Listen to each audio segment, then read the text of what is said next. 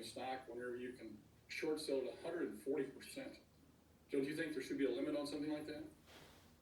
I'm not sure it's worth us delving into legislative corrections for a very unique situation in terms of the extreme size of the short interest. Why is it that a stock can be shorted over 100%? I don't even know how you're allowed to do that. Mr. Plotkin, you made the comment in your testimony a minute ago that you were not trying to manipulate stock. Yet if you're short selling a stock 140%, explain to me why that's not manipulating a stock. Anytime we short a stock, our systems actually force us to find the borrower. So we always, short stocks within the context of all the rules. The fundamental reason why this happened isn't because we wanted a revolution against hedge funds. It was because there was an opportunity out there to form a short squeeze on a stock and make some money off of it. And until the rules change that you cannot short a stock above 100% short interest, then there's no reason why there wouldn't be another one of these. I just want to get to what happened on that day in January. So let's take a step back here.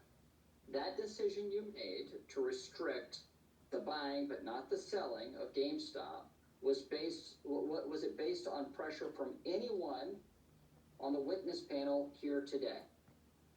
Not at all. Zero pressure from anyone. It was a collateral depository requirement decision made by our Robinhood Securities president.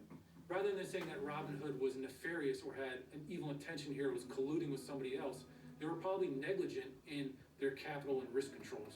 The decision to restrict GameStop and other securities was driven purely by deposit and collateral requirements imposed by our clearing houses. Well, when it comes to it, they just literally ran out of money. They admitted that up front. Be transparent. The irony of this entire thing is that Robinhood provided a platform for all these investors to pour into the market, and they added hundreds of thousands of new accounts. People wanted to attack Wall Street, and the reality of the situation is it broke Robinhood. Mr. Tennant, you took from your customers in order to minimize the $3 billion from being larger than it probably would have been, because you wanted to protect your position. And that is very troubling. They had to sacrifice somebody in order to resolve this. And they sacrificed the people that wanted to diamond hands their GameStop. And a lot of people lost a lot of money. So if anyone has a problem with your decision to halt trades, it's fair to say that their frustration should be directed toward federal regulation. Congressman, I'm not trying to throw anyone under the bus in direct frustration anywhere. All I can say is Robinhood Securities played this by the books and played it basically the only way that we could remain in compliance with our deposit requirements. Mr. Tennant.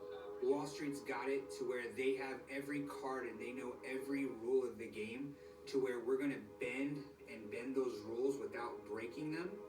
And the problem is what they do, us typical little guys will never be able to do that stuff, right? Mr. Gill, you are now recognized for 5 minutes to present your oral testimony.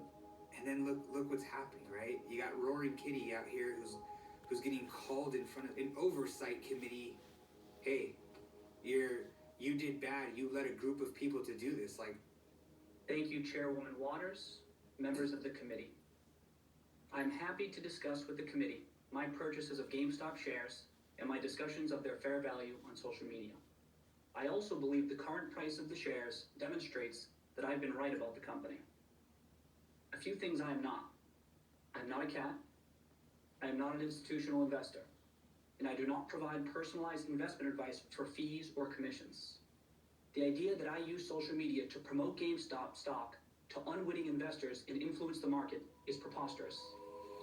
I'm just an individual whose investment in GameStop and posts on social media were based upon my own research and analysis. For one to say that I support retail investors' right to invest in what they want, when they want, and to send a message based on how they invest. As for what happened in January, others will have to explain it.